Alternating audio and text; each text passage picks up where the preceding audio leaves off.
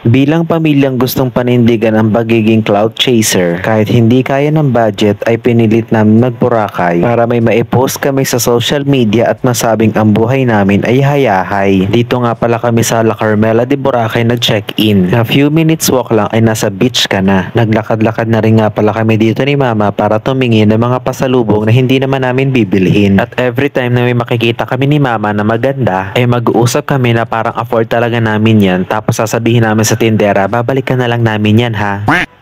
This time ay papunta kami nito sa isang parang open na food court dito sa Boracay para mag-dinner. At dito sa kainan na to na hindi ko alam ang pangalan kami kumain. Umpisahan natin dito sa Sizzling Sisig. Sa totoo lang ay wala naman talagang special sa sisig na to. Pero dahil medyo madami ang serving portion nila, panalo. Hindi siya oily at hindi din siya puro sibuyas. Tamang-tama lang din yung balance ng alat at nung kalamansi na piniga sa kanya. Magugustuhan to nung jowa mong gustong-gustong sumama sa company team building dahil yun pala masosolo niya doon ang kanyang kabet na makatiyang utin. Charot.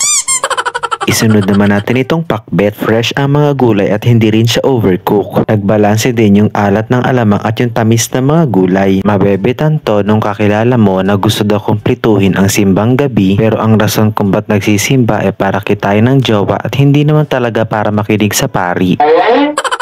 And lastly ay itong fried chicken. Medyo disappointed ako dito kasi maliit yung chicken tapos ang dry. Tapos wala man lang siyang kasamang gravy, ketchup lang. Bagay to dun sa kapitbahay mong hindi na kompleto ang simbang gabi pero lahat ng kumare niya nagawang siraan sa GC.